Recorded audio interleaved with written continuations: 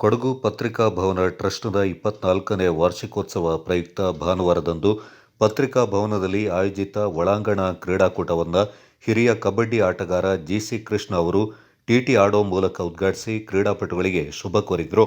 ಈ ಸಂದರ್ಭ ಕೊಡಗು ಪತ್ರಿಕಾ ಭವನ ಮ್ಯಾನೇಜಿಂಗ್ ಟ್ರಸ್ಟಿ ಟಿಪಿ ರಮೇಶ್ ಅವರು ಮಾತನಾಡಿ, ಪತ್ರಿಕಾ ಭವನ ಆರಂಭವಾದಲ್ಲಿಂದ ಕೊಡಗು ಪತ್ರಿಕಾ ಭವನ ಟ್ರಸ್ಟ್ ವಾರ್ಷಿಕೋತ್ಸವದ ಸಂದರ್ಭ ನಿರಂತರವಾಗಿ ವಿವಿಧ ಕ್ರೀಡಾಕೂಟಗಳನ್ನು ಆಯೋಜಿಸುತ್ತಾ ಬರಲಾಗ್ತಾ ಇದೆ.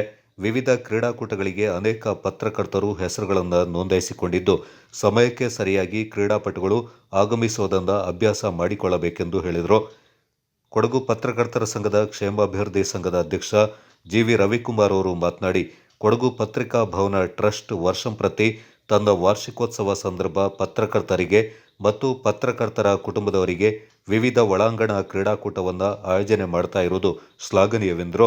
ಕೊಡಗು ಪತ್ರಿಕಾ ಭವನ ಟ್ರಸ್ಟ್ನ managing trustee MP Keshava Kamath ಅವರು ಮಾತನಾಡಿ, ಪತ್ರಕರ್ತರು ತಮ್ಮ ದೈನಂದಿನ ವರದಿ ಸಂಗ್ರಹದ ಜಂಜಾಟದಿಂದ ಹೊರಬಂದು ವಿವಿಧ ಕ್ರೀಡಾಕೂಟಗಳಲ್ಲಿ ಪಾಲ್ಗೊಳ್ಳುವಂತಾಗಬೇಕೆಂಬ ಉದ್ದೇಶದಿಂದ ಒಳಾಂಗಣ ಕ್ರೀಡಾಕೂಟವನ್ನು ಆಯೋಜನೆ ಮಾಡ್ತಾ ಇರುವುದಾಗಿ ಹೇಳಿದರು.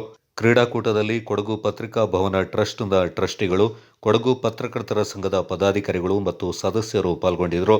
ಆರಂಭದಲ್ಲಿ ಕೊಡಗು ಪತ್ರಿಕಾ ಭವನ ಟ್ರಸ್ಟ್ನ ಪ್ರಧಾನ ಕಾರ್ಯದರ್ಶಿ ಎಸ್ಜಿ ಉಮೇಶ್ ಅವರು ಸರ್ವರನ್ನ ಸ್ವಾಗತಿಸಿದರು. ಟ್ರಸ್ಟಿ ಎಂ ಶ್ರೀಧರ್ ಹೂವಳ್ಳಿ ವಂದಿಸಿದರು.